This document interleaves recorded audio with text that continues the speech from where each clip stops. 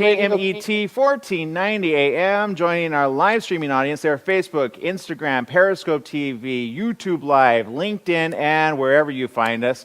Speaking of somebody that you can find all the time, that's right, especially in her latest book. It's all about National Geographic's latest book, which is very appropriate right here, right now. A World Together, Sonia Manzano from Sesame Street's, yes, very own Maria. Good morning, welcome to the show, Sonia. Well, thank you. It's my pleasure to be here. Sonia, look, I'm not going to lie, okay? I'm going to try to keep it cool and be really, really, really cool.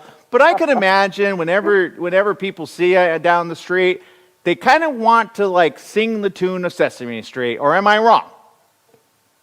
No, you're right. They want to sing. They want to tell me how much they loved watching the show, and then they start to cry, which is a reaction I don't look for, but I get it often. Yeah, and I mean, I don't know if you had, anybody when you, like, in your very childhood that you've ever met in person, because you've met so many celebrities, so many politicians, so many people around the world, and everybody knows you. I mean, but do you ever have that moment where you had that of somebody else in your life? I don't think I have. I guess I was thrilled when I met Ray Barretto, who's a great Puerto Rican conguero. I was thrilled when I finally met him, and he was on Sesame Street. But when I was a kid, there weren't too many kid shows on the air, and all of them, none of the ones that were on the air spoke to me, so I didn't have that kind of celebrity. Well, and I'm glad you took a moment, aside from your celebritydom, I don't know what you call it nowadays, but what I mean by that is this. You put a really impactful book that is really needed right here, right now. Let's talk about that, A World Together. What was your idea for putting this book together? And then, of course, National Geographic saying, yeah, we would love to publish it. Or did they approach you first? They approached me first, and I jumped at the chance. Obviously, the world is not together, and race relations in the United States are just awful, more than I could ever have imagined them getting so bad, because I thought we solved these problems in 1969 with Sesame Street and civil rights, and President Johnson wanting to create a great society, and everybody was positive. I mean, there were problems, but it was a positive, idealistic time. And now we're like in this dark time where to show compassion is considered a sign of weakness as opposed to a trait that we love. So, yes, I thought, yes, let's show, let me write a book about how we're all the same. We all love, we all need shelter, we all are warmed by the same sun, we all feel hungry for different things, tamales, lechon, caviar, pizza, whatever, and we all feel good when our hunger is satisfied. And those are the ways we are all the same. We're part of the human condition. The human experience does not change. Over the years, they won't change. The only thing that's different is the cultures that we come to, and those are the things that we celebrate. Yeah, look, you'll be forever known in our hearts as Maria. I could imagine people call you Maria out of, like, mistake, going, you're Maria, and you're like, no, that's not my name. But look, here's my question for you. Obviously, you mentioned something that I just talked about yesterday on the show. When we look at leadership, I look at leadership as I want somebody that's going to look out for not just me, but of every person from any ethnicity, any background, any person that's here and around the world. Can we talk about why your book is so important for not just here in the United States of America, but for around the world?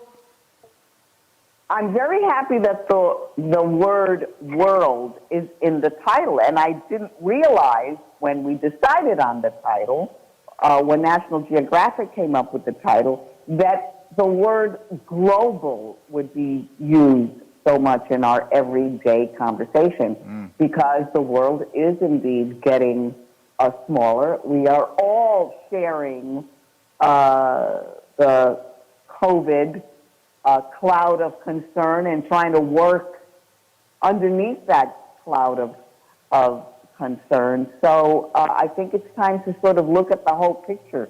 And it is everybody in the world, and it's everybody in America. We can't exist on our own and isolated.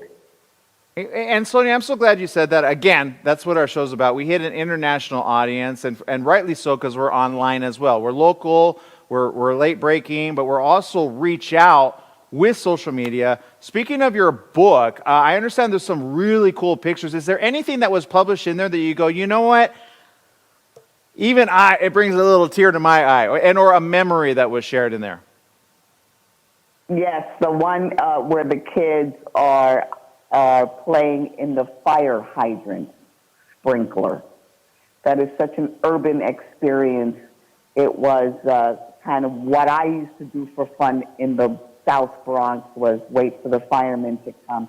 Actually, we just kind of used to open them on our fire ourselves, which was not very cool. And now the fire department comes and puts sprinklers on the fire hydrants so kids could cool off in the summer. And I wanted that urban experience to be in the book so that kids in other parts of the country can see how we had fun. Well, and you guys had lots of fun on Sesame Street. I know you've been asked this probably a billion times, but they say, like, based on your personality, there's certain ones that you really just have just a like, you just think of the world of. Was there one character that you were just like, oh, I get to have you again? Oh, well, I jokingly say that I retired from Sesame Street because 44 years was long enough for me to wait for Oscar the Grouch to propose, because he was my favorite character. I love playing scenes with Oscar the Grouch. But if you're asking me about guest stars on Sesame Street that I so loved, I have to say it was Stevie Wonder. Wow. And he came and he played Superstition, and everybody was on the same page. Everybody was rocking out, white people, black people, little kids, old kids. It was just a great moment of coming together. Sonia, I know we have to let you go, but before we let you go, again, for those that haven't picked up the book, obviously, because, just got released, getting released, but just last bit of information, why should somebody who is not typically in a mixed culture want to get this, especially now? Because it's exciting and it's curious, and when I learn about another culture, I am intrigued, and it gives me answers to questions of my own. I couldn't have said it better. Sonia Manzano, thank you very much for spending time with us. It's the book, A World Together. Thank you for making all of our dreams come true every single day. Thank you very much for saying such kind words. Stay well.